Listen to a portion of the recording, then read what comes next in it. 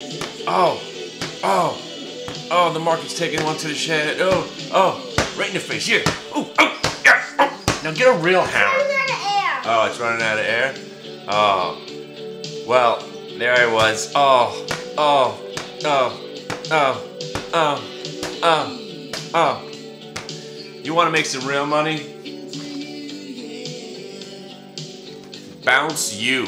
I don't know if you have these out by you, but you throw a bunch of kids in a blow-up jump around thing for 45 minutes. You give them a slice of pizza and you tell them to leave, and the parents pay about. And then you have cake. Then you have cake, and then it's 500 and then bucks. you punch somebody in the head. And then you punch somebody in the head. I love when economic data is coming out. Oh, all right. All right. No. Okay. Okay, take the ball, take it out with you. Go. Bring it in the other room. Hide it from your brother. He's gonna get you with it later. No, but he's at school. I know. Oh, economic data. My brother's kind of crazy. Nobody can see you. We're keeping you off camera for today. My brother is not. My brother is a little crazy. Nobody can see you. Oh, there you are. Boom! Oh, she wants to get in. She needs My brother is a little crazy.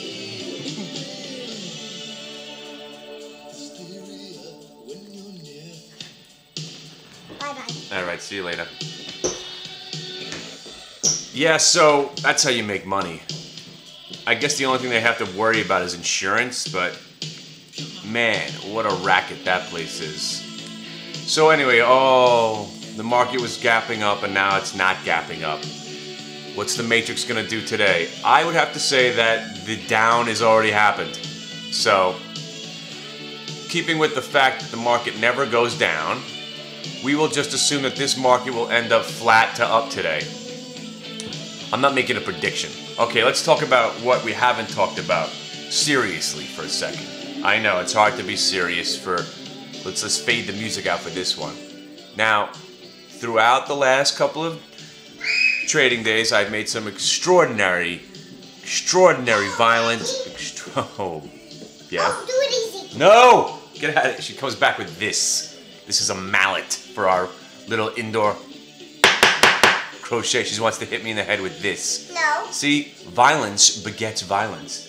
Please do not hit anyone ever with this. Now you can leave. See, that's what happens. Gets taken to it. That's why heavy metal music and violent cartoons can be the ruin of your kids. So throughout the last couple of days, the funny thing is, and the most extraordinary thing is, we did 4 trades this week. 4 trades that I timestamped. When I say timestamp, those are the official hit the bid recommendation trades. There was the Google. We bought the Google options, and so we bought the 560s and sold the 570s, hoping for a close of 570 today. Right now, the stock is opening at around 570. Bang, cash. So we're gonna make, I don't know. Right now, we're gonna make 6 points on this trade if it closes at 570. Then we had the JBL. Okay, I don't know if I mentioned this in the videos yet, but I was suggesting that the JBL. Now, why was I buying the JBL? And it wasn't because the Keyboard of Wonder told me to do it. Now, you know, in a bull market, the Keyboard of Wonder starts to run its course.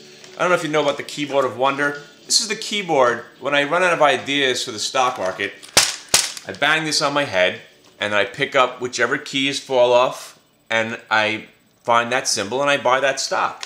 That's how easy it is to make money in a bull market. That's why I really despise bull markets, because everyone's a genius. Like I was watching Kramer yesterday, and he was talking, people were calling in, thanks for this, thanks for that, thanks for this, thanks for that. Do you realize, people, that you could have thrown a dartboard at any stock except for dry ships or LLNW? Or it depends on when you got into those stocks also. I mean, we were in at 450, and LLNW, we started buying at 5. And I know there's a guy out there who bought 14,000 shares at $7. Are you insane? You realize that we've been talking about that stock for 4 months now, that we were buying it at 5, and then you ran and threw the mother load of, I don't know, what you must be worth billions if you're putting 14,000 shares of LLNW on your books. That's insanity, bro.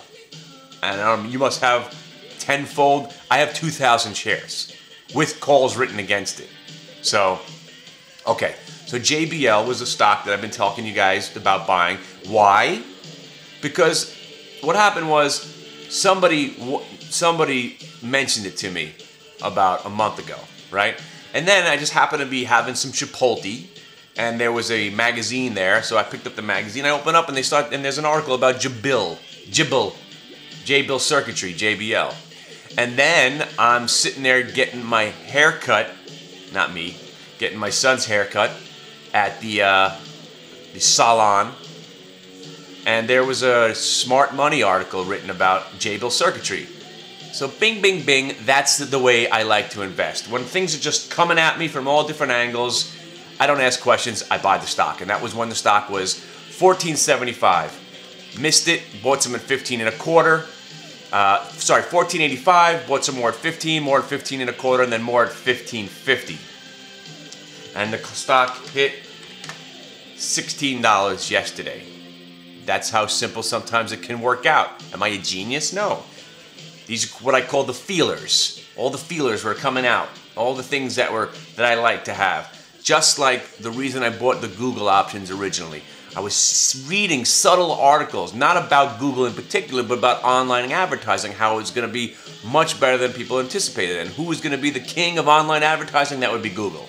That's why I thought Google was about to blow the fuck up. And that worked out pretty well. All right, so now the Qs are at 53.50. Again, there will be no shorting, okay?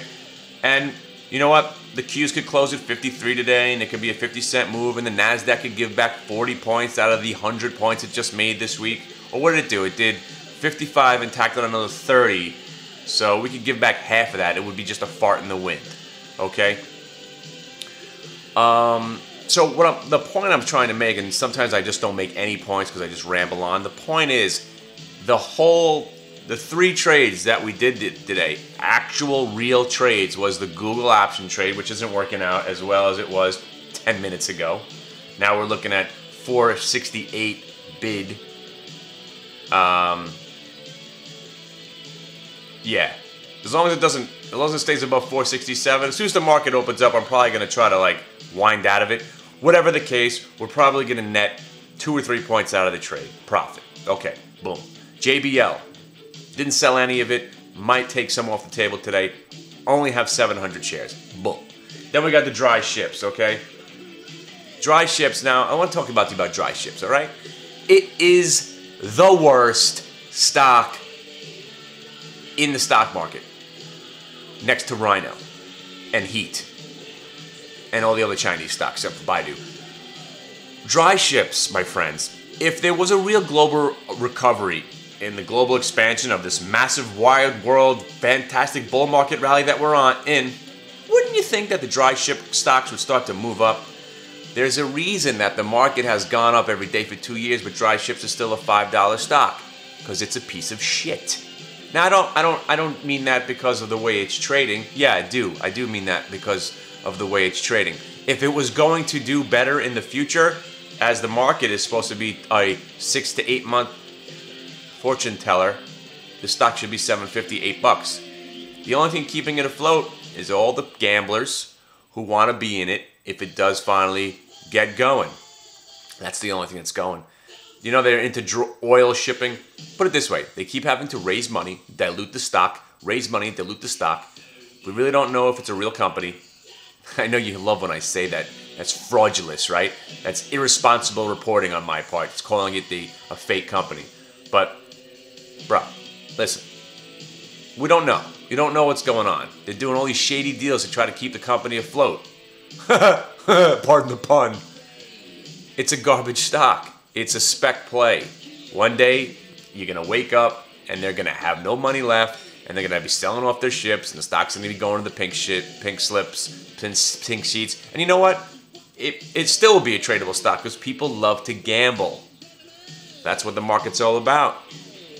Don't ever deny yourself that. And then we got the LLNW. Another blockbuster loser. Now, right now, I'm back to break even on the trade, which is unfucking believable considering I was in at 5. Of course, I bought more at 6, got more at 7, and we had that sick day, and I wrote calls against it, so I couldn't sell any of it, which was mind-blowing. Yeah.